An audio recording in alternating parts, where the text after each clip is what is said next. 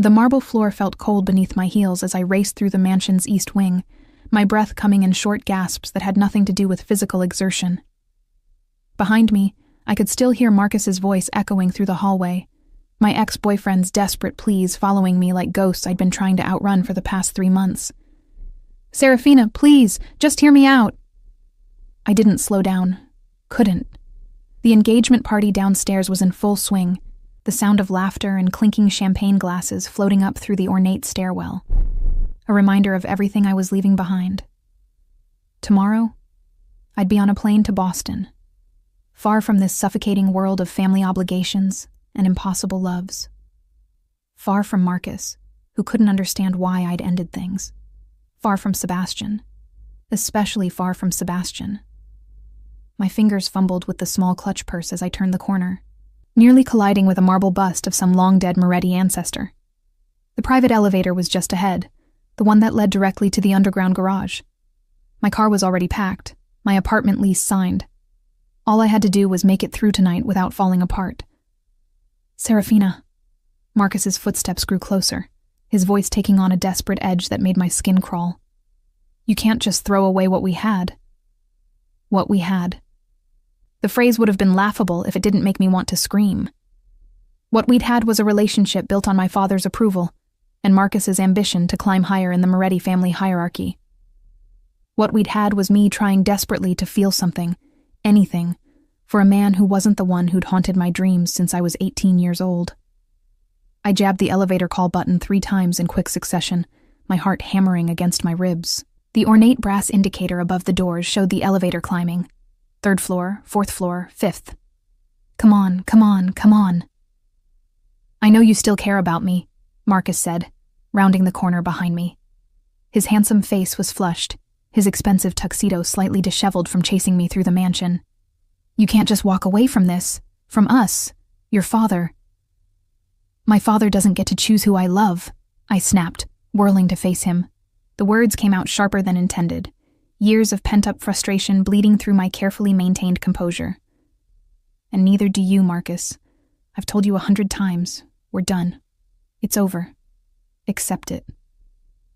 His jaw tightened, and for a moment, something dangerous flickered in his eyes.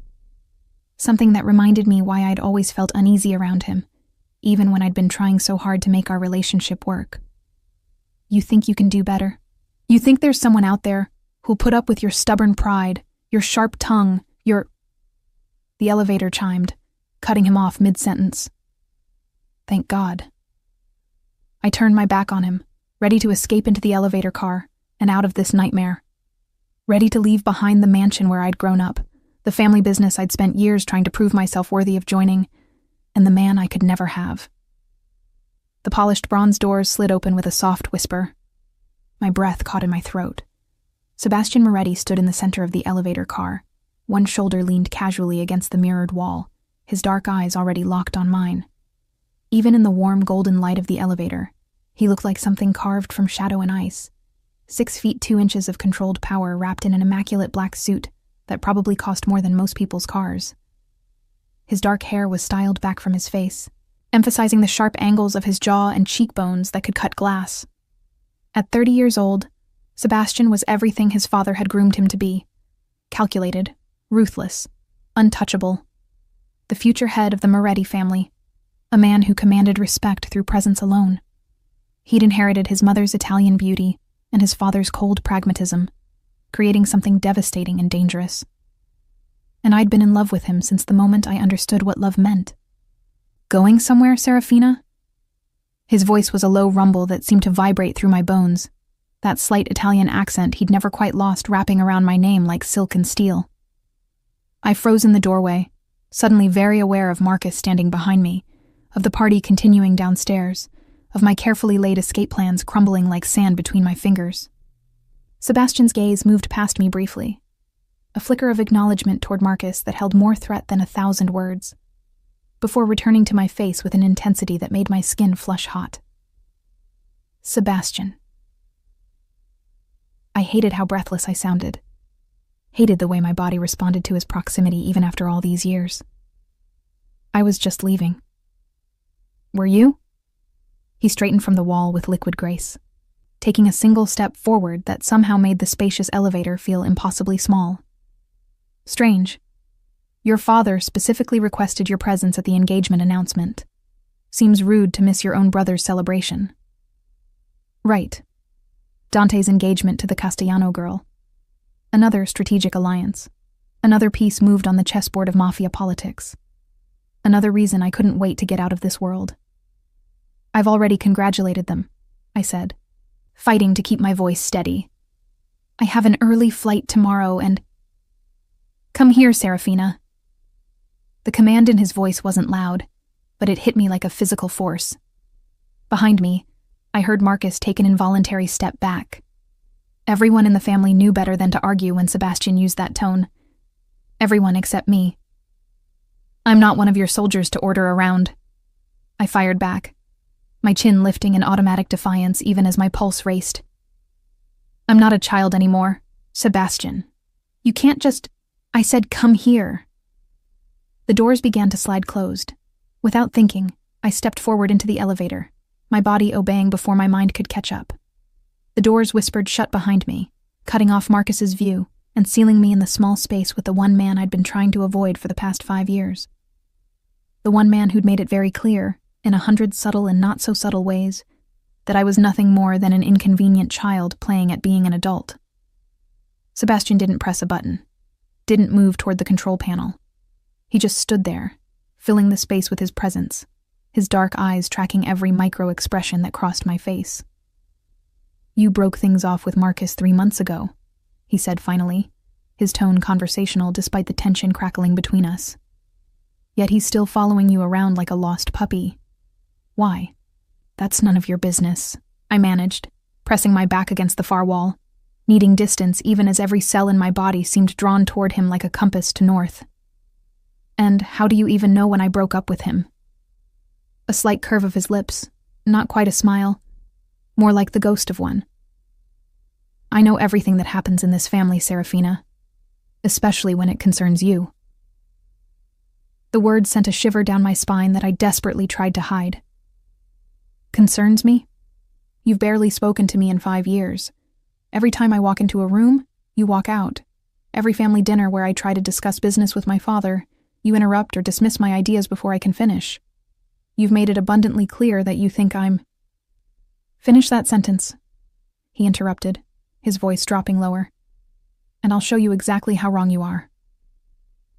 My heart stuttered. What?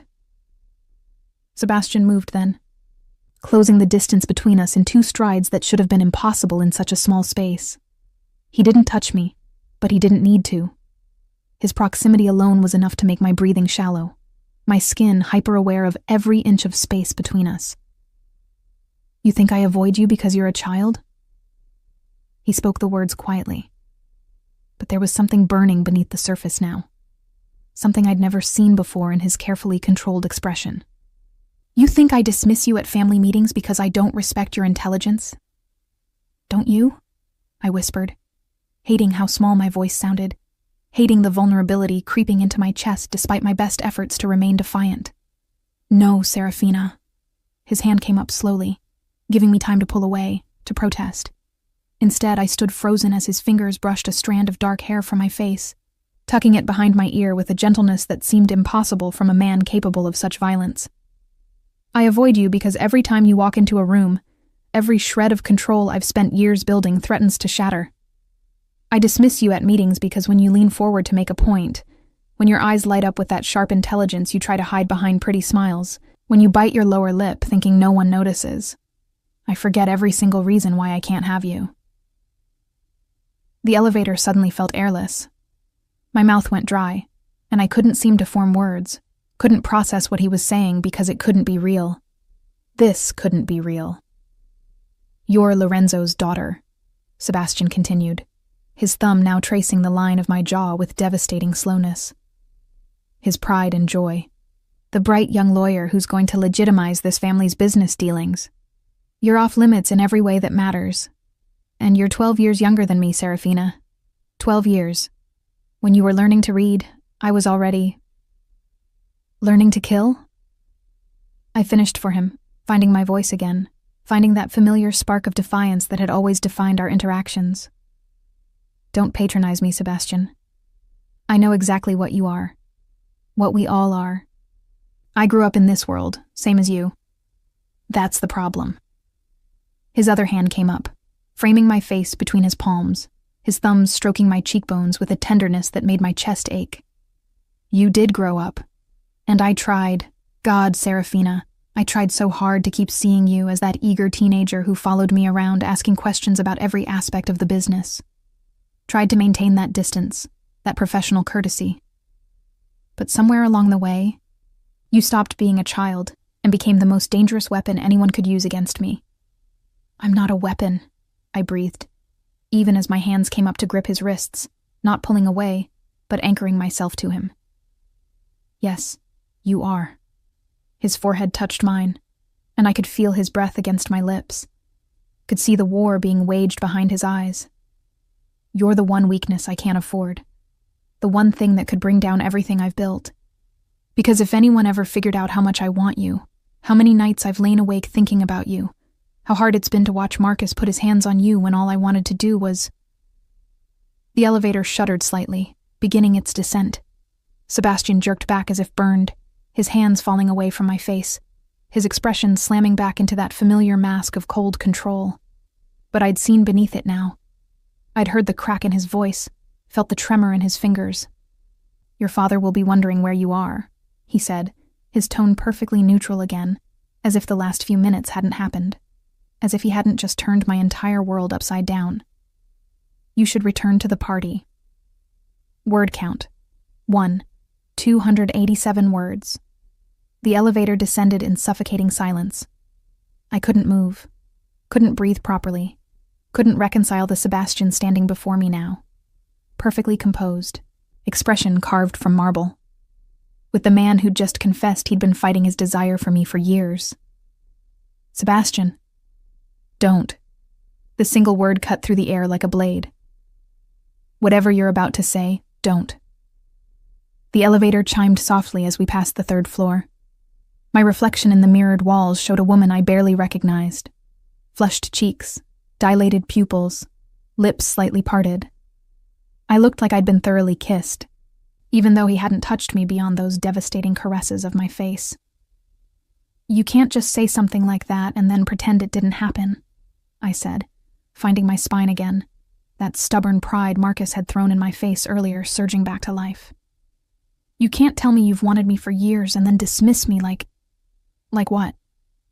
He turned to face me fully, and the ice in his eyes was back, that impenetrable wall rebuilt so completely I might have imagined the cracks. Like the daughter of my father's most trusted advisor? Like a woman 12 years my junior who has her whole future ahead of her? Like someone who deserves better than a man with blood on his hands? Stop deciding what I deserve, I snapped, taking a step toward him even though every instinct screamed at me to maintain distance. I'm not a child, Sebastian. I'm 23 years old. I have a law degree from Harvard. I've sat in on enough family meetings to know exactly what this life entails. I've stitched up bullet wounds in this very mansion. I've helped dispose of evidence. I've lied to federal agents without blinking. Don't you dare stand there and pretend I'm some innocent little girl who doesn't understand what she's getting into. Something flickered in his expression.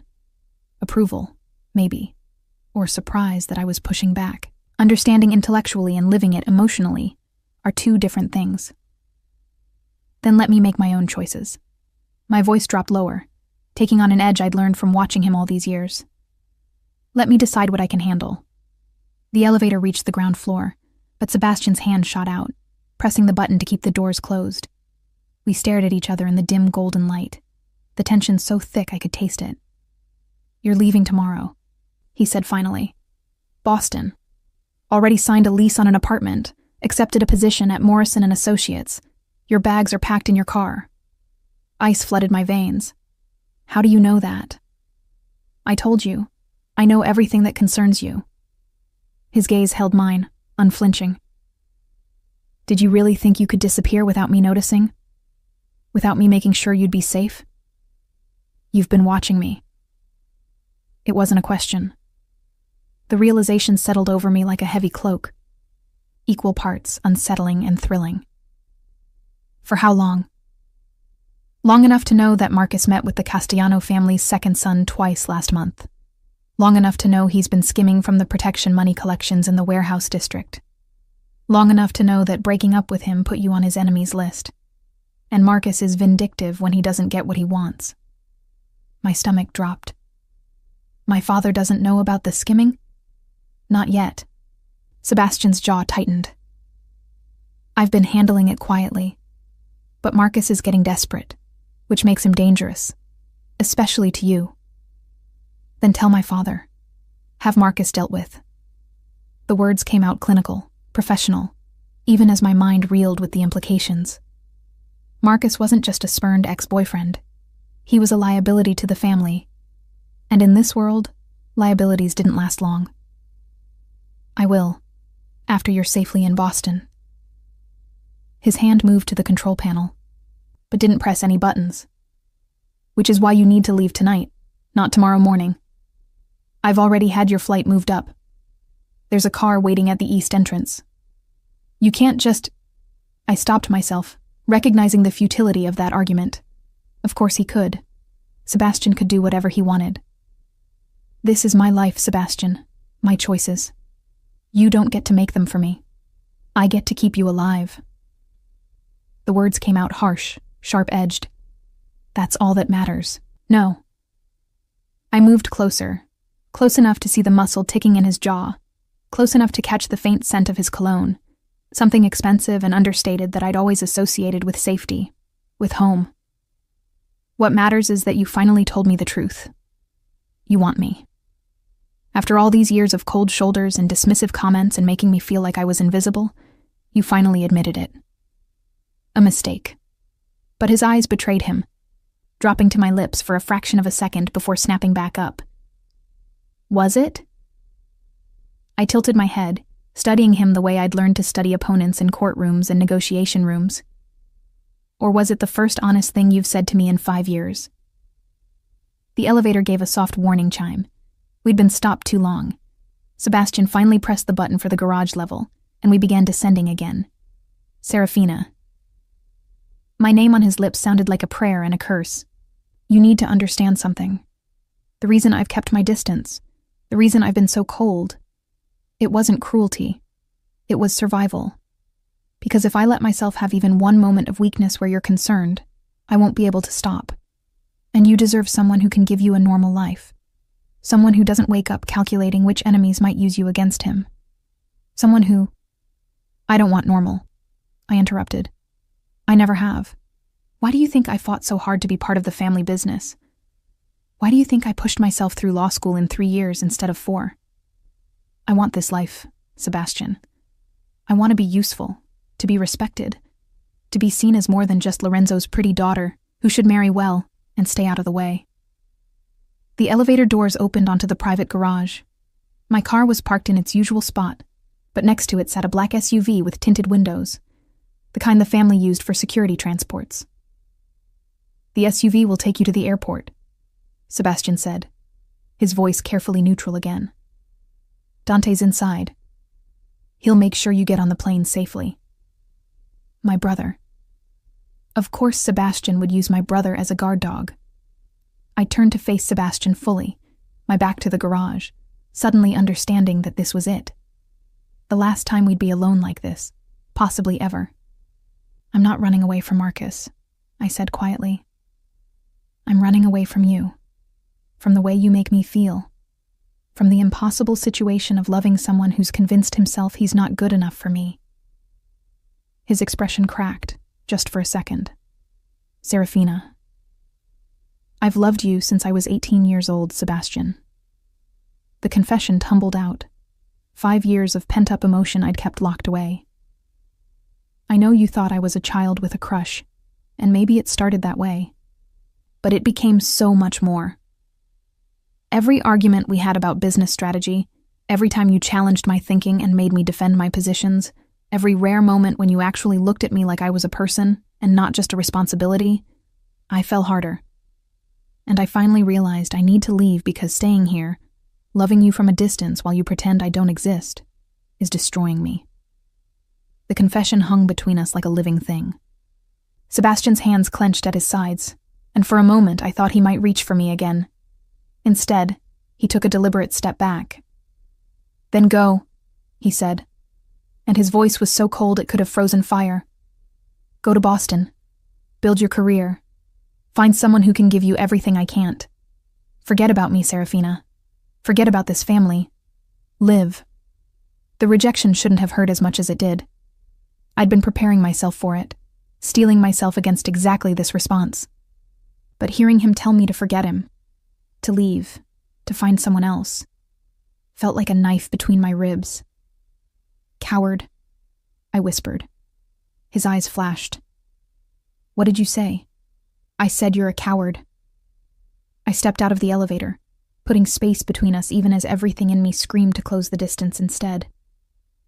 The great Sebastian Moretti, feared by enemies and respected by allies, too afraid to take what he wants because he might actually have to feel something. You talk about protecting me, about keeping me safe, but really you're just protecting yourself. You have no idea what you're talking about. Don't I? I laughed, and it sounded bitter even to my own ears. I've watched you my entire adult life, Sebastian. I've seen you make impossible decisions without hesitation. I've seen you face down men who wanted you dead without flinching. But one honest conversation about feelings and you shut down completely. That's not strength. That's fear. He moved so fast I didn't have time to react. One moment he was in the elevator, the next his hand was around my wrist, pulling me back, spinning me to face him. His other hand cupped my face, tilting it up to meet his blazing gaze. "You want to know what I'm afraid of?" His voice was low, dangerous, vibrating with barely restrained emotion. "I'm afraid that if I let myself love you the way I want to, I'll become weak. I'll make mistakes. I'll hesitate when I need to act, second guess when I need to be certain. And in this world, weakness gets you killed. It gets the people you love killed. Then teach me to be strong enough." I held his gaze, refusing to back down. "Stop treating me like I'm fragile. Stop pushing me away for my own good. Let me make my own choices, even if they're dangerous." "Serafina." "Miss Moretti?" Dante's voice cut through the moment. My brother stepped out of the SUV, his expression carefully neutral despite the scene he'd just witnessed. "We need to leave soon if we're going to make your flight." Sebastian's hands fell away from me immediately, that wall slamming back into place. "She's coming." "No, I'm not." I turned to my brother, then back to Sebastian. "I'm going to the party. I'm going to smile and play the dutiful daughter and congratulate Dante on his engagement. And tomorrow morning, I'll drive myself to the airport, get on my plane, and start my new life. Alone, just like you want." That's not what I... Goodbye, Sebastian. I walked past him toward the elevator that would take me back to the party, my heels clicking on the concrete floor with each step. Thank you for finally being honest with me, even if you regret it. I pressed the call button, and the doors slid open immediately. A different elevator car, but it might as well have been the same gilded cage. I stepped inside and turned to face him one last time. Sebastian stood in the middle of the garage, looking more lost than I'd ever seen him, more human than the cold enforcer everyone feared. For just a moment, I saw the man beneath the mask, the one who'd confessed he thought about me at night, who'd admitted I was his weakness. Then the doors closed, and he was gone. I sagged against the wall as the elevator climbed, my carefully maintained composure finally cracking. Tears burned behind my eyes, but I blinked them back ruthlessly. I'd cried enough over Sebastian Moretti. I'd spent 5 years hoping he'd see me as more than a child, more than a responsibility. And now that he'd finally admitted he did, he was still pushing me away. The elevator reached the main floor, and I stepped out into the sound of music and laughter. The engagement party was in full swing in the grand ballroom, crystal chandeliers casting golden light over designer gowns and expensive suits, champagne flowing freely, the cream of the city's underworld celebrating another strategic alliance. I pasted on a smile and made my way through the crowd, accepting congratulations and well wishes from people who probably didn't even remember my name. In this world, daughters were ornamental. We were bargaining chips and diplomatic tools, not individuals with our own dreams and ambitions. There you are. My father appeared at my elbow, his silver-streaked hair and kind eyes so at odds with the ruthless businessman I knew him to be. I was beginning to think you'd slipped out early. Thought about it, I admitted, kissing his cheek. But I wouldn't miss Dante's big night. Lorenzo Ricci studied me with the same sharp intelligence that had made him invaluable to the Moretti family for 3 decades. Are you all right, Principessa? You look upset. Just tired. It's been a long night. I squeezed his hand. I should probably head out soon. Early flight tomorrow. About that? His expression grew serious. I need to talk to you about Boston. There have been some developments. Lorenzo. Sebastian's voice cut through the music and chatter. I turned to find him standing a few feet away, looking perfectly composed again, every trace of the emotional turmoil from the garage erased. A word? It's urgent. My father's eyes narrowed slightly. He could sense the tension, but he nodded. Of course. Serafina, we'll talk before you leave tomorrow. I watched them move toward a private corner. Watched Sebastian's mouth move as he spoke urgently to my father. Watched my father's expression grow grim. Whatever Sebastian was telling him, it wasn't good news. And somewhere deep in my gut, I knew. He was telling him about Marcus, about the skimming, about the meetings with the Castellano family's second son, about the danger I was in. Word count, 1, 297 words. The party had taken on a surreal quality. I moved through the crowd like a ghost, smiling and nodding at the appropriate moments, while my mind remained trapped in that garage elevator, replaying Sebastian's confession on an endless loop. Around me, the Moretti family's closest allies and most dangerous associates celebrated my brother's strategic engagement, unaware that somewhere in a private corner, my future was being decided without me. I just accepted another glass of champagne from a passing server, my 3rd, or maybe 4th, not that I was planning to drink any of them, when a hand closed around my elbow. Gentle, but firm. We need to talk. Sebastian's voice was low enough that no one around us could hear. Now. I thought we were done talking, I said, not looking at him, still facing the crowd of glittering guests. Your father wants to see us both. His office. There was something different in his tone now. Not cold, not distant, but laced with an urgency that made my stomach clench. It's about Marcus. Of course it was. I let him guide me through the ballroom, aware of the curious glances that followed us. Sebastian Moretti and Lorenzo Ricci's daughter, leaving a party together. By tomorrow there would be whispers, speculation. In a world where information was currency and rumors could be weaponized, we'd just given the gossips fresh ammunition. My father's office was on the 3rd floor, down a hallway lined with Renaissance paintings that were probably worth more than some country's GDP. The heavy oak door was already ajar, warm light spilling into the corridor. Lorenzo sat behind his massive mahogany desk, looking older than I'd seen him in years. 2 other men stood near the fireplace, Antonio Moretti, Sebastian's father and head of the family, and my brother Dante, his expression grim. Sit down, Serafina. My father's voice was gentle, but the command underneath was unmistakable. I remained standing. What's going on? Marcus Vitale has been stealing from the family for 8 months, Antonio said bluntly. The elder Moretti had none of his son's cold elegance. He was all brutal efficiency and barely contained violence. Over $300,000, funneled through fake vendors and inflated expense reports. He's also been meeting with Luca Castellano, presumably sharing information about our operations. The room tilted slightly. $300,000. That wasn't petty theft. That was grounds for execution. How long have you known? I asked, looking directly at Sebastian. 6 weeks, he admitted. I've been building a case, confirming the details. I wanted to be certain before bringing it to Antonio and your father. And you didn't think to tell me? The betrayal cut deeper than I wanted to admit. I was sleeping next to him, Sebastian. If he's dangerous, if he's compromised. You broke up with him 3 months ago. My father interrupted. Long before Sebastian confirmed the theft. As if you sensed something was wrong. I had sensed something wrong, but not what they thought. I'd sensed that I was with the wrong man, that I was trying to force myself to feel something that wasn't there, because it was easier than admitting I was in love with someone I could never have. "What does this have to do with me going to Boston?" I asked, though dread was already pooling in my stomach. The four men exchanged glances, that infuriating male communication that happened without words. "Marcus knows you're leaving," Dante said finally.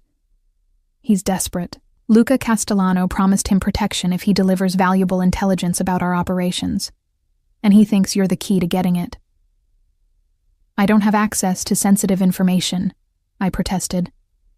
"I'm not an actual member of the family business, just a lawyer who occasionally sits in on meetings." "You have access to your father," Antonio said quietly. "And Marcus knows Lorenzo tells his beloved daughter everything. You're a target, Serafina, which means we need to keep you close until the situation is resolved." The words landed like a physical blow. "You want me to cancel Boston?" "We want you alive," Sebastian said, and there was something raw in his voice despite his carefully controlled expression. "Marcus approached the Bratva 2 days ago. He's trying to sell information to the Russians now, casting a wider net. He's painting you as a treasure trove of family secrets. That's insane.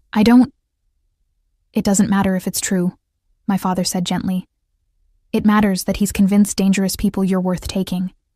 The Bratva wouldn't hesitate to kidnap you, torture you for information, then kill you when you couldn't provide what they wanted." The room fell silent except for the crackling of the fire. I stared at my father, at the genuine fear in his eyes, and something in me cracked. "How long?" My voice came out steady despite the fear coursing through me. "How long do I have to stay?" "Until Marcus is dealt with," Antonio said. "A few days, maybe a week. We're locating him now." "And when you find him?" I already knew the answer, but I needed to hear it said aloud. "He'll be eliminated," Sebastian said bluntly, "along with anyone he's shared information with. We can't leave loose ends." I moved to the window overlooking the gardens, needing a moment to process. Behind me, I heard the men discussing logistics, security details, safe houses, contingency plans. They were planning my life around me, making decisions for my safety without asking what I wanted. "There's another option." My voice cut through their discussion. "I could help you find him." The silence that followed was deafening. "Absolutely not," my father said. "Serafina," Sebastian began. "I'm a lawyer," I interrupted, turning to face them. "I know how to negotiate, how to gather evidence, how to play a part. Marcus still thinks I might come back to him. He made that clear tonight when he cornered me. I could arrange a meeting, wear a wire, get him to confess everything on tape." "No." Sebastian's voice was hard as steel. "That's not happening." "Why not?" "Because I'm too precious. Too fragile." I let some of my frustration bleed into my words. "I've sat in this office dozens of times listening to plans more dangerous than this. I've watched you all make calculated risks with people's lives. Why is mine any different?" "Because you're not trained for field work," Dante said quietly. "Because one wrong word, one suspicious move, and Marcus could kill you before we could intervene. And if I do nothing, the Bratva might grab me off the street," I countered. "At least this way I have some control. I'm not just waiting to be a victim." Antonio studied me with new interest. "She has a point. Using her as bait could draw Marcus out faster." "No." Sebastian's voice carried absolute authority. "Find another way." "It's not your decision to make," I said, meeting his gaze directly. "It's mine. My life, my risk, my choice." The muscle in his jaw ticked dangerously. "Lorenzo, talk to your daughter." My father was quiet for a long moment, his expression thoughtful. "What exactly are you proposing, Principessa?" "A meeting in a public place. Somewhere Marcus would feel safe, but where your men could position themselves. I tell him I'm reconsidering Boston, that I want to understand why he's been so persistent. I was making this up as I went, but it felt right, felt better than cowering behind guards. I get him talking. Get him to admit what he's done. You get your confession and your location on him. And when he realizes you're wired? Sebastian demanded. When he figures out it's a trap. Then your men move in. But they'll already be close, already in position. You said yourself Marcus is desperate. Desperate people make mistakes. Antonio nodded slowly.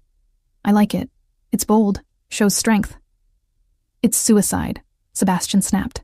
No, it's justice. I moved toward the desk, placing my palms flat on the polished wood, looking at each man in turn. Marcus made his choices. He stole from you, he plotted against you, and he's put everyone I love in danger. I want to look him in the eye when he realizes he's been caught. I want him to know I'm not the naive girl he thought he could manipulate. My father's eyes softened with something like pride. You sound like your mother. She had the same fire. Don't encourage this, Sebastian said, but there was defeat creeping into his voice. He could see the decision being made around him, could see that I wasn't backing down. If we do this, Antonio said carefully, you follow the plan exactly. You wear the wire, you stay in public, and the moment anything feels wrong, you use the code word and we extract you immediately. Understood? Understood. Relief flooded through me, despite the fear coiling in my stomach. This is a mistake, Sebastian said quietly, his gaze locked on mine.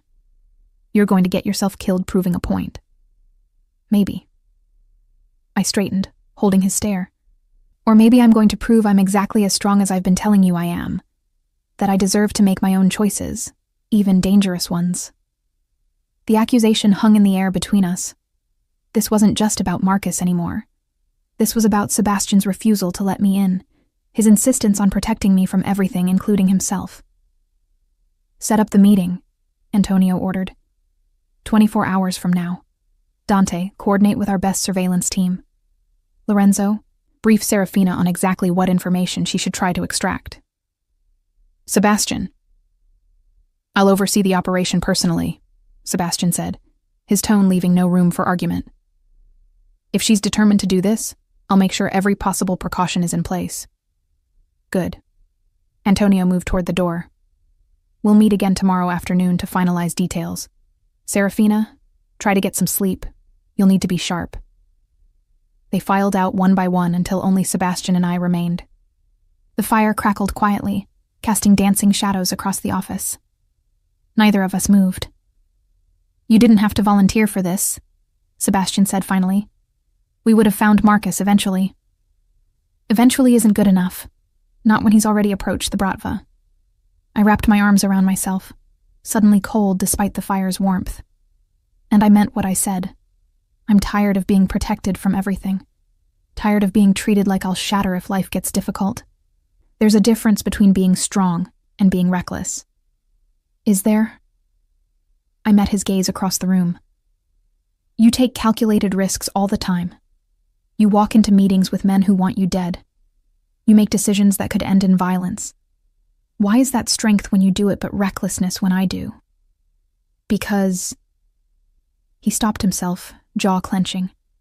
Because what, Sebastian? Because I'm a woman? Because I'm Lorenzo's daughter? Because you want me, and that makes me somehow more fragile in your mind? I moved closer, drawn by that invisible thread that always seemed to connect us. I'm not made of glass. I'm made of the same steel and survival instinct as everyone else in this family. I know that. His voice was rough, stripped of its usual control. God, Serafina, I know exactly how strong you are. That's what terrifies me. Why? He turned away, bracing his hands on the mantel, staring into the flames. Because strong people do dangerous things. They take risks. They refuse to be protected. And if something happened to you because I wasn't fast enough, wasn't smart enough, wasn't there, then that would be on the people who hurt me, not on you. I closed the distance between us, close enough to touch but still maintaining that last inch of space. You can't control everything, Sebastian. You can't protect me from the entire world. I can try. The words were so quiet I almost missed them. What if I don't want protection? I asked. What if I want partnership instead? Someone who sees me as an equal, who respects my choices even when they're risky. He turned then, and the look in his eyes stole my breath. hunger and fear, and something that might have been hope, all warring for dominance. 24 hours, he said. We have 24 hours to make sure this plan works, to keep you safe. And if anything goes wrong, if Marcus so much as looks at you the wrong way, you'll be there, I finished. I know. I trust you, Sebastian. Even when you're being an overprotective idiot who thinks he knows what's best for me. A ghost of a smile touched his lips. Overprotective idiot? The worst kind. I found myself smiling back, some of the tension between us easing. But you're my overprotective idiot, whether you're ready to admit that or not. Serafina. Tomorrow, I said, stepping back before I could do something stupid, like close that last inch of distance and kiss him. We'll deal with Marcus tomorrow. Tonight I need to go home and prepare. Figure out exactly what I'm going to say to make him trust me one more time. I'll have men watching your apartment. I know. I moved toward the door, then paused. Sebastian, thank you for telling my father, for not letting Marcus's betrayal go unnoticed, for protecting the family. Always. The word was heavy with meaning I wasn't ready to unpack. I left him standing by the fire, walked back through the now quiet mansion. The party had wound down while we'd been in that meeting, and made my way to my car. True to Sebastian's word, a black SUV followed me at a discreet distance all the way back to my apartment. Inside my small but tastefully decorated space, I finally allowed myself to process everything that had happened tonight. The confrontation in the elevator, Sebastian's confession, the meeting with my father and Antonio, the plan that would put me directly in Marcus's path. 24 hours from now, I'd be wearing a wire, meeting with my ex-boyfriend, trying to extract a confession that would seal his fate. And somewhere nearby, Sebastian would be watching, listening, ready to intervene. I poured myself a glass of wine, just one, to steady my nerves, and stood at my window overlooking the city. Boston felt like a distant dream now, a life I'd been planning that was already slipping away. Maybe that was for the best. Maybe I'd been running toward something that wasn't meant for me. My phone buzzed with a text from an unknown number. Sleep well. I'll see you tomorrow. S. I typed back. Don't worry so much. I've got this. His response came immediately. That's what worries me most. Despite everything, despite the danger and the fear and the impossible situation we were in, I smiled. Tomorrow, I'd prove to Sebastian Moretti that I was strong enough to stand beside him, not behind him. That I deserved to make my own choices, take my own risks. Tomorrow, everything would change. Word count. 347 words. The restaurant Marcus had chosen was predictably pretentious, a high-end Italian place in the financial district where business deals were sealed over 20-ounce steaks and $1,000 bottles of wine. Neutral ground, he'd called it when I'd texted him yesterday. Somewhere we could talk without family pressure. What he didn't know was that Sebastian owned a third of the building through one of his shell corporations. That 3 of the servers were actually Moretti soldiers. That the man reading a newspaper at the corner table was Dante. That Sebastian himself was in the manager's office, listening to every word through the wire taped between my breasts. I smoothed down the emerald silk dress I'd chosen. Expensive, but not flashy. Elegant, but not provocative. The kind of outfit that said I'd put in effort without trying too hard. My hair was down in loose waves, and I'd kept my makeup subtle. Every detail calculated to put Marcus at ease. The wire itched against my skin, a constant reminder of the dozen men positioned throughout the restaurant and surrounding streets. Antonio had given final approval for the operation this morning, his face grave as he'd warned me one last time that Marcus was dangerous, unpredictable. You feel anything wrong, you say honeymoon, Sebastian had said, as the tech fitted my wire, his voice tight with controlled tension. That's your safe word. The moment you say it, we're coming in. I know the plan, I'd replied, meeting his gaze steadily. I've been over it 50 times. Make it 51. His hand had come up as if to touch my face, then fallen back to his side. Don't take any risks. Don't try to be clever. Just get him talking. Let him incriminate himself. And get out. Now, sitting at the quiet corner table Marcus had reserved, I focused on breathing steadily. My heart raced beneath my ribs, adrenaline sharpening every sense. The sommelier, one of ours, had poured me a glass of red wine I wouldn't drink. The waiter, also ours, had taken our order with professional disinterest. Marcus arrived exactly on time, looking like the successful businessman he pretended to be. Tailored gray suit, expensive watch, that charming smile he'd used to win me over a year ago. Before I'd realized the smile never reached his eyes. Serafina. He bent to kiss my cheek, and I fought not to recoil. You look beautiful. I'm glad you agreed to meet. I almost didn't, I said, keeping my voice neutral. After how you acted at the party. I know. I'm sorry.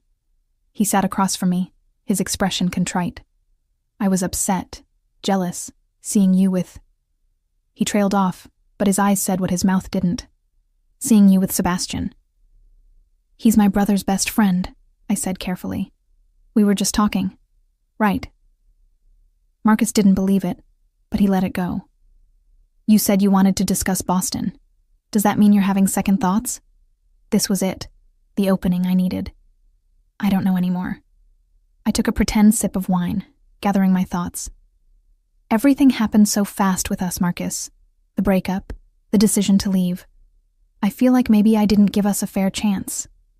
Hope flared in his eyes, raw and dangerous. I've been saying that for months. We were good together, Sarah. We could be again. Could we?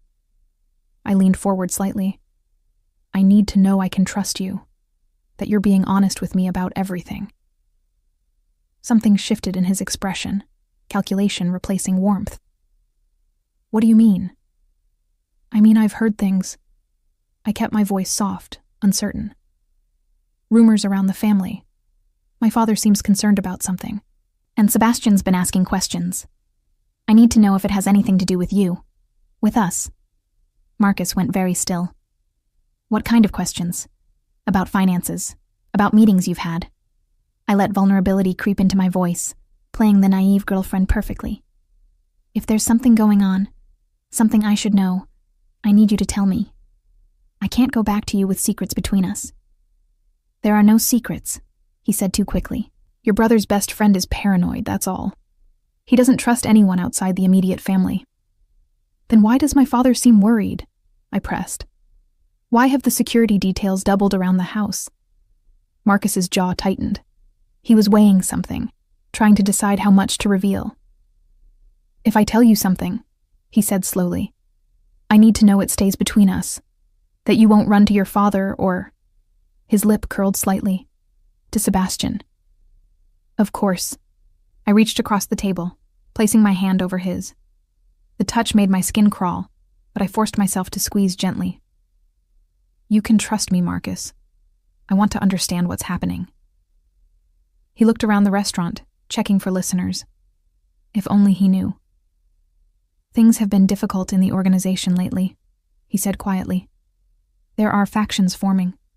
People who think Antonio is getting too old, that he's lost his edge. People who think Sebastian is too cold, too ruthless. There's going to be a shift in power, Sarah, and I need to make sure I'm on the right side when it happens. My blood ran cold. This wasn't just theft. This was mutiny. What kind of shift? I asked, keeping my voice level. The Castellanos are making moves. They have allies in the Bratva, connections in city government. They're building a coalition to challenge the Moretti's control. Marcus leaned in, his voice dropping to barely a whisper. And they approached me 3 months ago, offered me protection, a position in their organization, if I could provide information about Antonio's operations. And you agreed? I let shock color my voice. Marcus, that's... Smart, he interrupted. It's smart, Serafina. The Moretti's time is ending. Your father is loyal to a dying regime. But you and me? We could be part of something new. Something stronger. Is that why you've been taking money? The question slipped out before I could stop it. His eyes narrowed. How do you know about that? I'm not stupid, Marcus. I notice things. I pulled my hand back, creating distance. The question is, what else have you been doing? For a long moment, he just stared at me. Then something ugly twisted his features, the mask finally slipping. "You're wired." It wasn't a question. "What? No, stand up." His hand shot across the table, gripping my wrist painfully. "Stand up slowly, or I'll make a scene that gets everyone in this restaurant killed." My heart hammered against my ribs. Around us, I could sense rather than see the Moretti soldiers tensing, waiting for my signal. "Marcus, you're hurting me." "Good." He stood, pulling me up with him, his other hand reaching into his jacket. "We're going to walk out of here together, nice and calm. And if your boyfriend's men try to stop us, I'll put a bullet in your spine before they can blink." "Honeymoon," I said clearly, letting the fear I actually felt bleed into my voice. "This isn't the honeymoon I imagined." Everything happened at once. The server dropped his tray with a crash, revealing a gun. Dante stood up from his table, weapon already drawn. 2 more men materialized from the kitchen, blocking the exits. And Sebastian appeared from the office doorway like an avenging angel, his expression colder than I'd ever seen it. "Let her go, Marcus." Sebastian's voice was deadly calm. "You're surrounded. There's no way out." Marcus laughed, a desperate sound that sent chills down my spine. "You think I didn't plan for this? You think I came here without insurance?" He yanked me against his chest, his arm wrapping around my throat, the cold press of metal against my ribs making it very clear he'd been telling the truth about the gun. "Everyone stays back," Marcus shouted, "or she dies right here." The restaurant had gone silent. The handful of civilian diners were frozen in their seats, some with phones out but too afraid to move. The Moretti soldiers held their positions, weapons trained on Marcus but unable to shoot without risking hitting me. "You're only making this worse," Sebastian said, taking a step closer. "Let her go, and we can talk. Find a solution. The only solution is you let me walk out of here." Marcus's arm tightened around my throat, making it hard to breathe. "I've got a car waiting 2 blocks away. I take her with me, drive to a secondary location, and once I'm safe, I'll let her go." "You'll kill her the moment you're clear," Dante said flatly. "Maybe." Marcus's voice was steady despite the insanity of his position. "But that's better odds than she has if you try to take me down here." Sebastian's gaze met mine across the restaurant. In his eyes, I saw fury and fear and something that looked like agony, the cold, calculating man stripped away to reveal raw emotion. "Don't do this," he said, and I realized he wasn't talking to Marcus anymore. He was talking to me. "Don't try to be a hero." But I'd learned from watching him all these years. I'd learned that sometimes the only way to win was to take a calculated risk. Marcus was pressed against me, his focus split between the armed men surrounding us and his escape route. His gun was against my ribs, but his finger wasn't on the trigger. Not yet. He needed me as a shield, which meant he couldn't afford to make me dead weight. I let my body go limp, dropping my full weight suddenly. Marcus's arm loosened in surprise, his grip shifting. It was only a second, maybe less, but it was enough. I drove my elbow back into his solar plexus with all the force I could muster. The gun went off, a deafening crack in the enclosed space. But the bullet went wild, shattering a wine bottle behind the bar. I threw myself forward, away from Marcus, hitting the floor hard. Chaos erupted. Dante moved first, closing the distance before Marcus could recover. Sebastian was there half a second later, his fist connecting with Marcus's jaw with enough force to spin him halfway around. The gun went flying, skittering across the marble floor. 3 soldiers materialized around Marcus, forcing him to the ground, zip-tying his hands behind his back with practiced efficiency. He was still trying to fight, still shouting threats and curses. But it was over. He'd lost. Strong hands lifted me from the floor. Sebastian pulled me against his chest, his arms wrapping around me with enough force to hurt. He was shaking. I could feel the tremors running through his body, could hear his heart hammering against my ear. "You could have been killed," he said roughly. That was insane. Reckless. It worked. I managed, my own adrenaline starting to crash. "I'm fine." "You're not fine."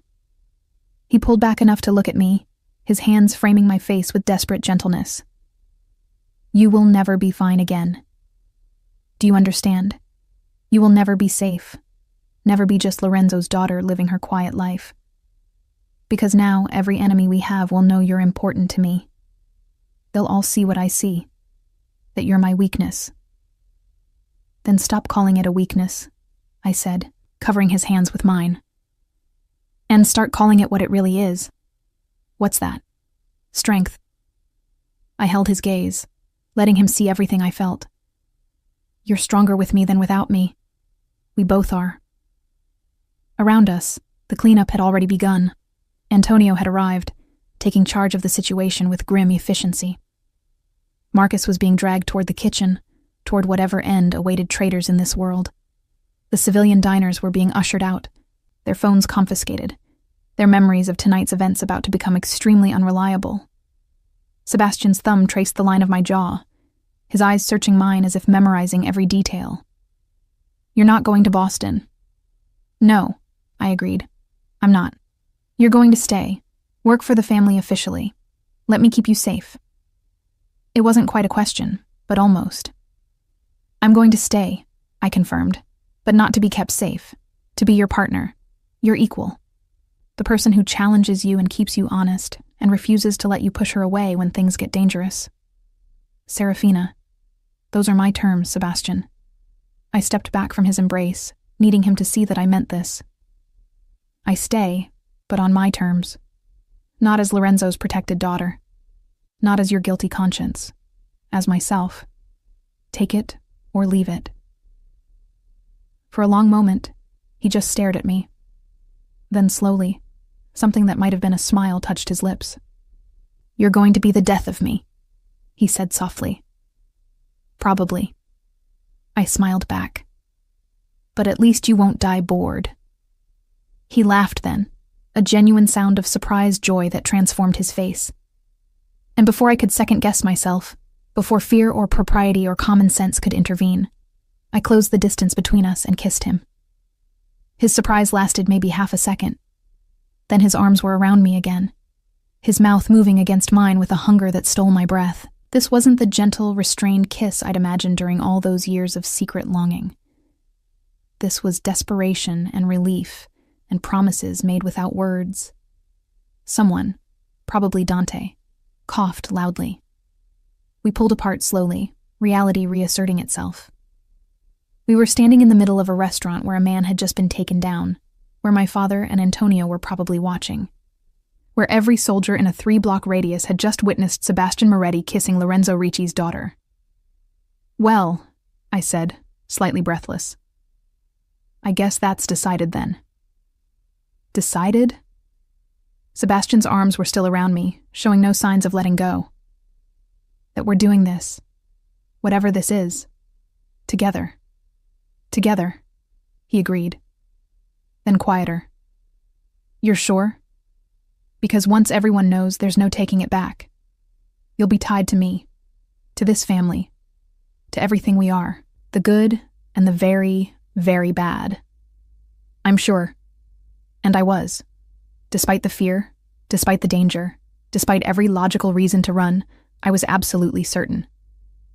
I've been sure since I was 18 years old. I was just waiting for you to catch up. He kissed me again, softer this time, but no less intense. And in that moment, surrounded by the aftermath of violence and betrayal, I felt something click into place, like a puzzle piece I'd been trying to force into the wrong spot, finally finding where it belonged. This was my life now. Not the safe, sanitized version I'd been planning in Boston. Not the half-existence of loving Sebastian from a distance. But the real, dangerous, complicated truth of standing beside him in the darkness and refusing to look away. Word count. 296 words. The aftermath of Marcus's capture unfolded like a carefully choreographed play. Within hours, Antonio had extracted a full confession. The names of everyone involved in the plot against the family, the extent of the Castellanos' infiltration, the Bratva connections that ran deeper than anyone had suspected. By sunrise, 3 more traitors had been identified and quietly removed from their positions. I didn't ask what removed meant. I didn't need to.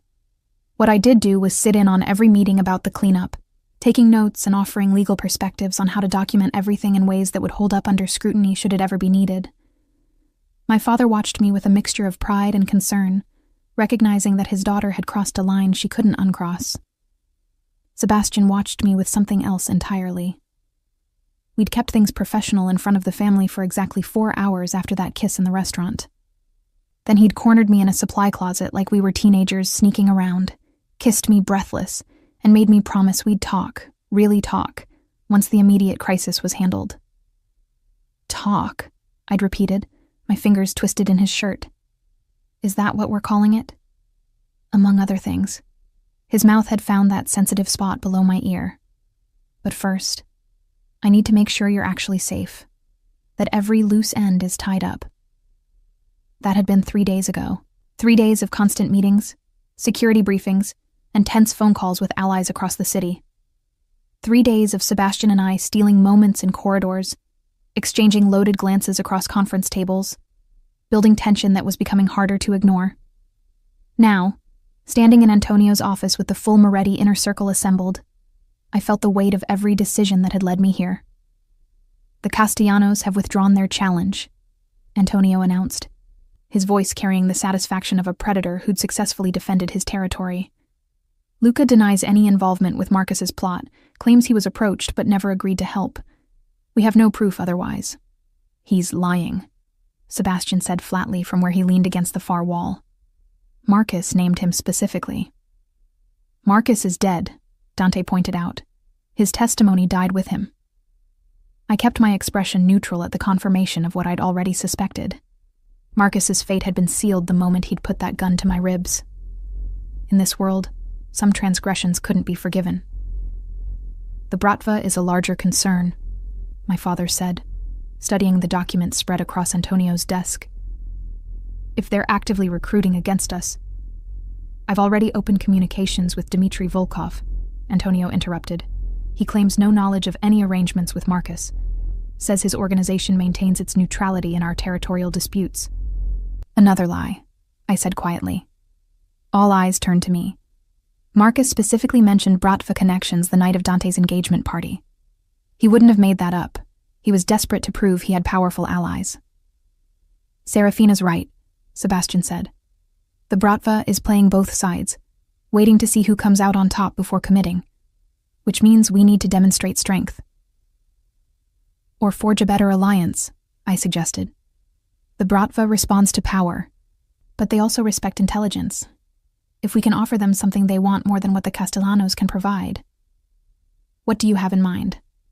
Antonio asked, his expression thoughtful. I pulled out my laptop, calling up the research I'd been doing for the past 2 days. The Volkov organization has been trying to legitimize their money laundering operations through real estate, but they lack the legal expertise to navigate the regulatory frameworks without raising red flags. What if we offered them access to our legal infrastructure? A partnership that benefits both families while making it prohibitively expensive for them to ever work against us. The room fell silent as everyone processed the suggestion. That's actually brilliant, Dante said finally. We'd be making them dependent on our expertise while gaining leverage over their operations. It's risky, my father countered. Bringing the Bratva deeper into our business? They're already in our business, I interrupted gently. This just gives us control over how and where. Plus, it positions us as problem solvers rather than just threats. The Castellanos can't compete with that. Sebastian was staring at me with an intensity that made heat rise to my cheeks. When did you put this together? I've been thinking about it since the restaurant. I closed my laptop. Marcus said the Castellanos were building a coalition. The best way to counter that is to build a stronger one ourselves. One based on mutual benefit rather than just fear. Antonio's laugh was genuine. Lorenzo, your daughter is wasted as just a lawyer. She thinks like a strategist. She thinks like a Moretti, Sebastian said quietly, which is going to make certain things much simpler. The implication in his words wasn't lost on anyone in the room. My father's expression grew cautious. Sebastian, Lorenzo said carefully, perhaps we should discuss. I'm in love with your daughter. Sebastian's blunt announcement cut through whatever diplomatic approach my father had been planning. Have been for years. I've fought it, denied it, tried to maintain proper distance. But after what happened with Marcus, after watching her risk her life because we'd put her in an impossible situation, I'm done pretending. The silence was deafening. I see, my father said finally. And Serafina? How do you feel about this? I feel like everyone in this room has probably known for years and has just been waiting for us to acknowledge it, I said, meeting Sebastian's gaze across the room. And I feel like it's about time we stopped sneaking around like we're doing something wrong. Antonio's smile was knowing. I knew the moment I saw you two in that restaurant. The way Sebastian moved when Marcus grabbed you, I've never seen him lose control like that. I didn't lose control, Sebastian protested. You beat a man unconscious in front of a dozen witnesses, Dante said dryly. For Sebastian Moretti, that's practically a love confession written in the sky. Despite the tension, I found myself smiling. He does have a flair for dramatic gestures. This is serious, my father said, though there was no real anger in his voice. Sebastian, you're next in line to lead this family. Serafina is my daughter, but she's also becoming an integral part of our operations. If you two are together, it changes power dynamics, creates complications. Or it strengthens the alliance between our families, Sebastian interrupted. Lorenzo, you've been Antonio's right hand for 30 years. I can't think of a better way to cement that partnership than by making it official through marriage. Marriage. The word hung in the air like a challenge. We're not discussing marriage yet, I said quickly, seeing my father's face pale slightly. We're discussing the fact that Sebastian and I care about each other and want to see where this goes without the entire family treating it like a political crisis. Everything is political in our world, Antonio said, but his expression was thoughtful. However, Serafina has a point. Let's not put the cart before the horse. For now, the important thing is that we've neutralized the immediate threat, and we have a strategy for strengthening our position. The personal relationship between Sebastian and Lorenzo's daughter is their business. Provided it doesn't compromise either of their judgment, my father added firmly, looking at each of us in turn.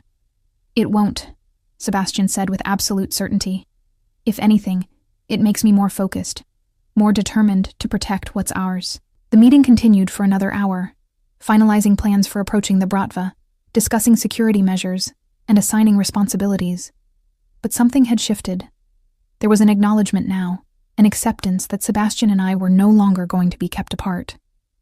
When the meeting finally ended, my father pulled me aside as others filed out.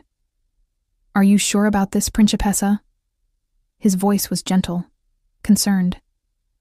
Sebastian's world is darker than even I deal with. He's being groomed to take Antonio's place, which means... I know what it means, I said softly. I know what I'm choosing, Papa, and I'm choosing it with open eyes. He studied my face for a long moment, then pulled me into a tight embrace. You have your mother's courage, and her stubbornness. I just hope it's enough. It will be. I squeezed him back, breathing in the familiar scent of his cologne. Besides, someone needs to keep Sebastian honest. Might as well be me, he laughed, but there were tears in his eyes when we pulled apart. When did you grow up? It seems like yesterday you were following him around, asking 1,000 questions about everything. I'm still asking questions. He's just finally answering them. After my father left, I found Sebastian waiting for me in the hallway, his back against the wall, arms crossed. In the dim light, he looked younger somehow, less the feared enforcer, and more just a man. Your father didn't threaten to kill me, he observed. I'm taking that as approval. Or he's saving the threats for later. I moved closer, drawn by that same magnetic pull that had defined us for years.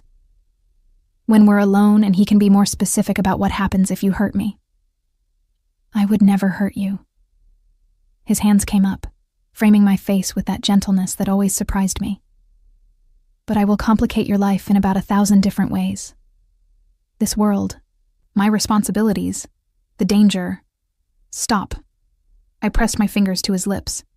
Stop trying to talk me out of this. I've made my choice. You've made yours. Can we just exist in that for a moment without planning for disaster? His lips curved against my fingers. You're asking a strategist to stop strategizing. I'm asking the man I love to kiss me before someone else interrupts with another crisis. Well, when you put it that way. His mouth captured mine, and I stopped thinking about family politics and Bratva alliances and all the complicated tangles of our world. For a moment, there was just this. His arms around me, his heart beating against mine. The simple truth of two people who'd been fighting their way to each other for far too long. When we finally broke apart, both breathing hard, Sebastian rested his forehead against mine.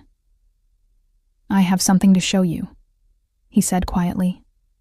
"Come with me." He led me through the mansion to a wing I'd rarely visited, the private family quarters where Antonio and his late wife had raised their children. Sebastian's childhood room had been converted into an office years ago, but it still held traces of the boy he'd been.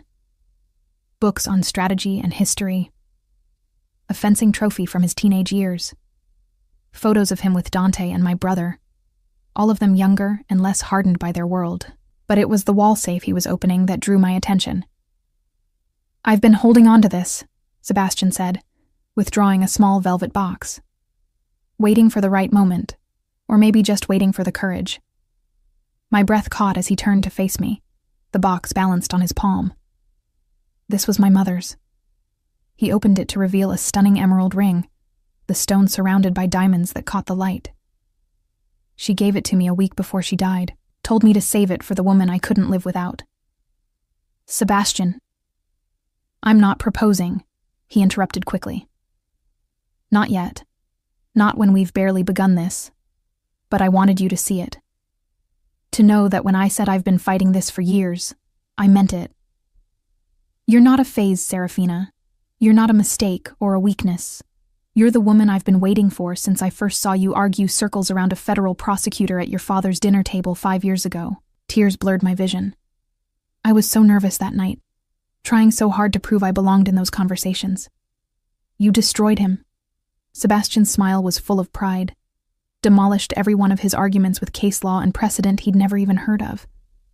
And I sat there thinking, I am so utterly screwed, because I knew right then that you were going to ruin me for anyone else. "Good," I whispered, "because you ruined me first." He closed the box, returning it carefully to the safe.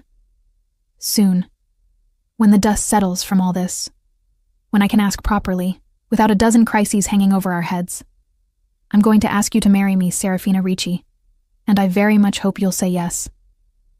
"I very much hope you'll be patient enough to wait for the asking," I replied, wrapping my arms around his neck.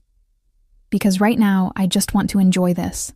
Us, without planning 3 moves ahead for once." "I can do that."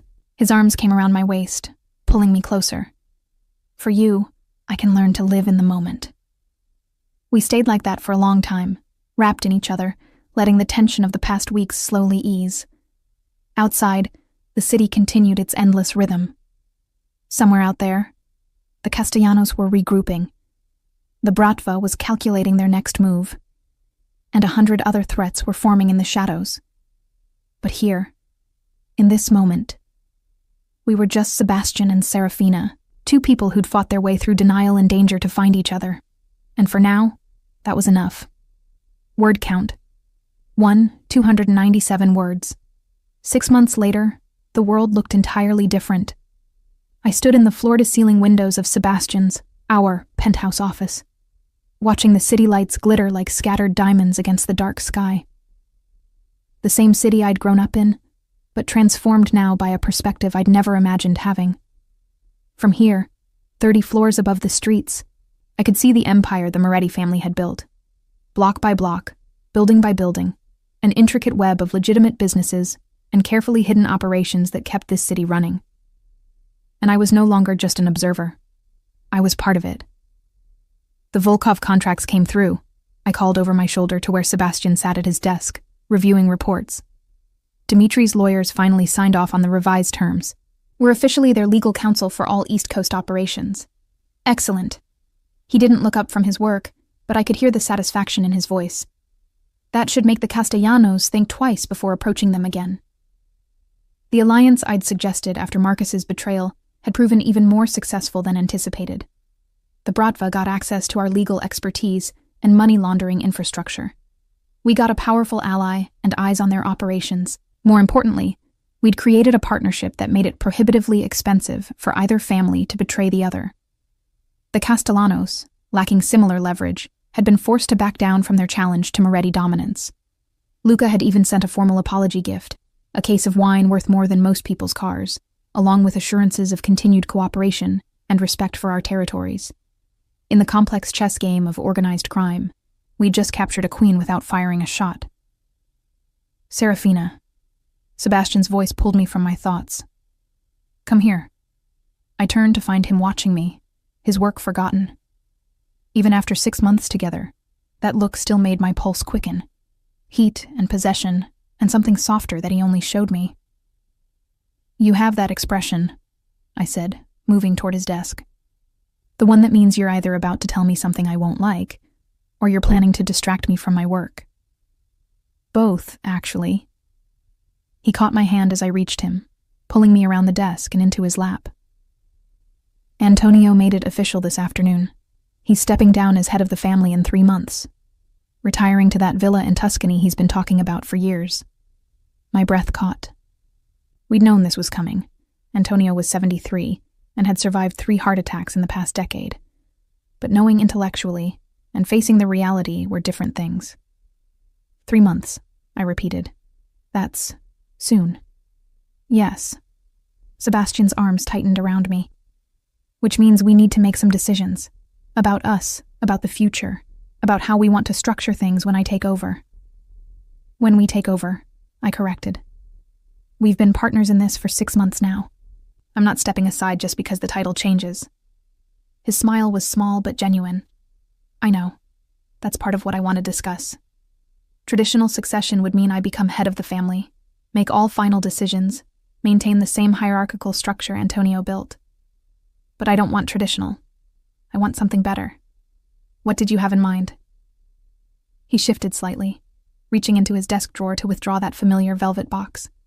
My heart stuttered as he opened it, the emerald ring catching the lamplight. I want a partnership, Sebastian said quietly. Not the kind where you're my consort or my advisor, but a real partnership. Equals in power and responsibility. I take over the family operations. You head the legal and diplomatic divisions. We make major decisions together, present a united front to both our allies and enemies. We build something new. You want to revolutionize the power structure of a century-old crime family? I tried to keep my voice steady, despite the emotion welling in my chest. I want to marry you, he corrected. The revolution is just a bonus. Serafina Ricci, will you? The office door burst open. Dante rushed in, his face grim in a way that immediately put me on edge. We have a problem, he said without preamble. The Castellanos just hit the warehouse on the east side.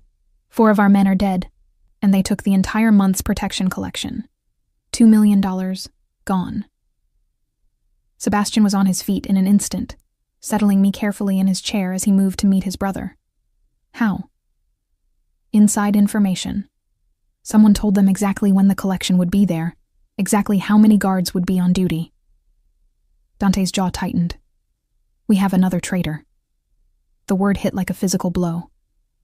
After everything we'd done to secure the organization, after all the investigations and security overhauls, someone was still selling information to our enemies. Call a full council meeting, Sebastian ordered. Everyone who has access to operational schedules needs to be there. Tonight. Already done. 30 minutes. Dante's gaze flickered to me, then back to his brother. They're asking if Serafina will be present. Of course I'll be present, I said, before Sebastian could answer. If someone's leaking information, we need everyone's perspective to figure out who. Sebastian turned to face me, and I could see the war behind his eyes, the desire to protect me from this ugliness, versus the knowledge that I'd proven myself capable of handling it. Fine, he said finally. But you stay by my side the entire time. We don't know yet who we can trust. The council meeting was held in the mansion's basement conference room, a space deliberately designed to be secure, soundproofed, and escape-proof. Around the long table sat the key members of the Moretti organization, section chiefs, financial managers, logistics coordinators. 20 people, any one of whom could be the traitor. My father sat to Sebastian's right, his expression carefully neutral. I took the seat on Sebastian's left, acutely aware of the significance. In this world, where you sat at the table mattered, and I was sitting in a position of power. Antonio, looking older than his years, presided at the head of the table with Sebastian beside him, a visual representation of the coming transition. 4 men are dead, Antonio began without preamble. The Castellanos knew exactly where to hit us, exactly when we'd be most vulnerable. Someone in this room provided that information. Silence greeted the accusation. I studied each face, looking for tells, for nervousness, for any sign of guilt. But everyone in this room was a professional.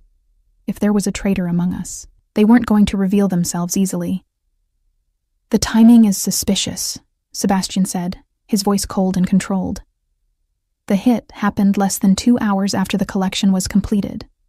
That's information only people in this room would have." "Unless the information came from outside," suggested Marco, the logistics coordinator. "The collection crew knew the schedule too." "The collection crew has been with us for a decade," my father countered.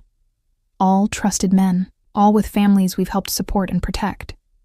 The leak came from someone with access to the master schedule, someone in this room." I leaned forward slightly, drawing attention. "The Castellanos wouldn't risk open war over $2 million, not after 6 months of peace. This isn't about the money. It's about making a statement, about proving there's still a threat despite our alliance with the Bratva." "Serafina's right," Dante said. "This is Luca's style. Calculated provocation designed to test our response." "Then we respond," Antonio said grimly. "But first, we find the traitor." For 3 hours, we dissected the operation, questioning everyone, checking alibis, reviewing communication logs. It was tedious, painstaking work, but necessary. Trust was the foundation of everything in this world. Without it, the entire structure collapsed. Finally, a pattern emerged. Small inconsistencies in one person's account, a phone call made at the wrong time, a detail known that shouldn't have been. Sofia Martinez, Antonio's personal assistant for 15 years, sat perfectly still as the evidence mounted against her. She was 63 years old, a grandmother, someone everyone trusted implicitly. "Sofia," Antonio said softly, and there was genuine pain in his voice. "Tell me it's not true." Her composure cracked. Tears streamed down her weathered face. "My grandson," she whispered. "Luca has my grandson. He took him 3 weeks ago. Said if I didn't help, he'd kill him. I had no choice. Please, Antonio. I had no choice." The room erupted in angry shouts, demands for immediate retaliation, calls for Sofia's execution. But Antonio raised a hand for silence. "How old is your grandson?" he asked quietly. 16. Just 16. Sofia was sobbing now. "He's all I have left. His parents are gone, it's just me and Miguel. I couldn't let them kill him." Sebastian's hand found mine under the table, squeezing gently. We both knew what should happen next. Sofia had betrayed the family. 4 men were dead because of her actions. The rules were clear. But Sofia's anguish was real. And 16-year-old Miguel hadn't chosen any of this. "Where's your grandson now?" I asked, surprising myself with the steadiness of my voice. Sofia looked up, hope flickering through her despair. "A house in the warehouse district. I have the address. They make me call every day to prove he's still alive." I glanced at Sebastian, then at Antonio. "This changes things. If the Castellanos are kidnapping family members to force cooperation, that's an escalation we can't ignore." "Agreed," Sebastian said. "Sofia betrayed us under duress. That doesn't excuse it, but it explains it. The real enemy here is Luca." "So we get the boy back," Dante said. "And then we end this once and for all." Antonio nodded slowly. "Sofia, you'll give us everything. The address, the schedules, the communication protocols. We'll get Miguel back. But your position here is over. Your family will be relocated, given new identities, protected. But you can never come back." "I understand," Sophia's voice was barely a whisper. Thank you. Thank you for sparing us. The rescue operation was planned with military precision. Dante would lead the team, 12 of our best soldiers, hitting the house where Miguel was being held. Meanwhile, Sebastian and I would meet with Luca Castellano on neutral ground, a restaurant owned by a family friendly to both sides. You're not going, Sebastian said, as we prepared in his office. This meeting with Luca is too dangerous. Which is exactly why I need to be there. I checked my appearance in the mirror, adjusting the elegant black dress I'd chosen. You need a witness. Someone to document what's said, to ensure there's no misunderstanding about our position. Serafina.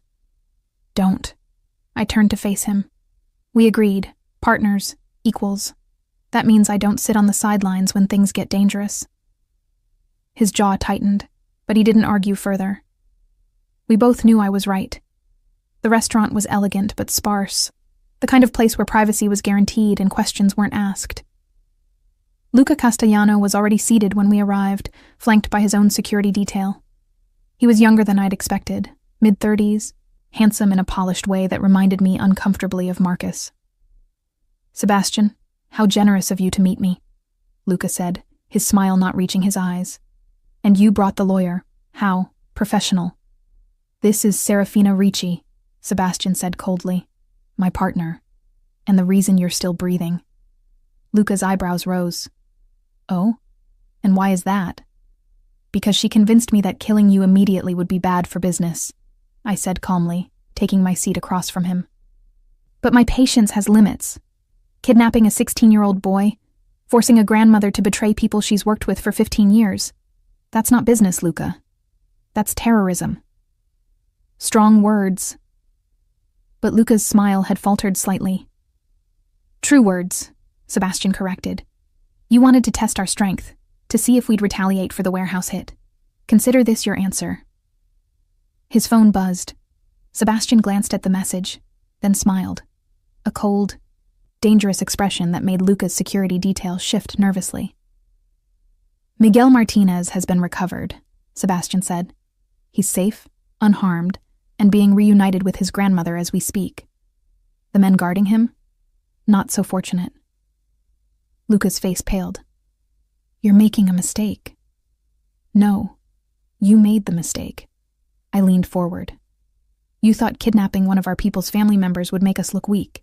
Instead, you've given us justification to end this little Cold War you've been waging. We could destroy your organization tonight. Wipe out every Castellano operation in this city. The Bratva wouldn't lift a finger to stop us. We're far more valuable to them than you are. But we're not going to, Sebastian continued. Because that would destabilize the entire power structure, create chaos that benefits no one. Instead, we're offering you a choice. What choice? Luca asked tightly. Peace. Real peace, not this performative cooperation while you plot against us. Sebastian's gaze was unflinching. You acknowledge Moretti authority in this city. You pay reparations for the men you killed and the money you stole. And you never, ever touch our people's families again. And if I refuse? Then tomorrow morning, every federal agency in this city receives a very detailed file about your operations, I said quietly. Tax evasion, racketeering, money laundering, murder for hire. All documented, all verifiable. You'll spend the rest of your life in prison, and the Castellano family will be dismantled piece by piece. Luca stared at us for a long moment. Then he laughed, though it sounded forced. You're bluffing. You'd never bring in the feds. Try me, I said. I'm a lawyer, Luca. I know exactly how to make a case that no defense attorney could beat, and Sebastian doesn't bluff. The silence that followed was suffocating. Finally, Luca nodded once, sharply. Fine, peace. Real peace. He stood, his security detail immediately moving to flank him. But don't mistake this for weakness. One day the balance will shift. Perhaps, Sebastian said, but not today. After Luca left, Sebastian and I sat in silence for a moment, the weight of what had just happened settling over us. You really compiled that evidence file? He asked finally. Started it 3 months ago, I admitted. The moment the Castellanos showed signs of becoming a problem again. Insurance policy. You're terrifying. But there was admiration in his voice. Brilliant and terrifying. I learned from the best. I reached across the table, taking his hand. So, where were we before Dante interrupted? Sebastian's laugh was genuine. I believe I was in the middle of a proposal. Were you? I feigned confusion. I don't recall hearing a question. He stood, moving around the table to kneel beside my chair. A powerful man making himself vulnerable, here in this neutral space where anyone could walk in. Serafina Ricci, he said, producing that velvet box once more. Will you marry me? Will you be my partner not just in business but in everything? Will you help me build something better than what came before? Something stronger, smarter, more enduring? Yes, I said, the word catching in my throat with emotion. Yes to all of it. He slipped the ring onto my finger, the emerald catching the light, and kissed me with a tenderness that seemed impossible from a man who'd just orchestrated a rescue operation and potentially ended a war. I love you, he said against my lips. My dangerous, brilliant, impossible woman. I love you too, I replied, my cold, calculating, overprotective man who's not nearly as cold as he wants people to think. We left the restaurant hand in hand, stepping into a future that was uncertain but no longer frightening. 3 months from now, Sebastian would officially become head of the Moretti family, and I would stand beside him, not behind him, equal partner in building an empire that could endure. The girl who'd fallen in love at 18 with an impossible man had grown into a woman who could stand in the darkness and hold her own, who could negotiate with the Bratva, outmaneuver the Castellanos, and still remember that at the core of all this power and violence were real people trying to survive. As we drove back to the penthouse through the glittering city, I looked at the ring on my finger, a symbol not just of love, but of partnership, of trust, of two people who'd fought their way to each other through denial and danger and come out stronger for it. What are you thinking? Sebastian asked, his hand finding mine on the center console. That we're going to change everything, I said. That 5 years from now, the Moretti family will be stronger than it's ever been. More legitimate, more secure, more respected. Ambitious, he observed. You wouldn't want me any other way. No, he agreed, bringing my hand to his lips. I absolutely wouldn't. The future was unwritten, dangerous and uncertain, and full of challenges we couldn't yet imagine. But we'd face them together, partners, equals, bound not just by love, but by shared purpose and unshakable trust. And in this world of shadows and secrets, that was the most powerful weapon of all. This story reminds us that the heart knows what it wants, long before the mind is ready to accept it. Sometimes the most powerful love stories aren't about grand gestures, but about two people who finally stop running from what they've always known was true. If this story of forbidden love, second chances, and finding your equal in the darkness touched your heart, please hit that like button. It helps us share more stories like this with women who appreciate depth, passion, and characters who refuse to be underestimated. Now I'm curious, have you ever loved someone you thought was impossible? Someone you had to fight for, or fight against, before you could finally be together? Share your story in the comments. Your experience might be exactly what another woman needs to hear today.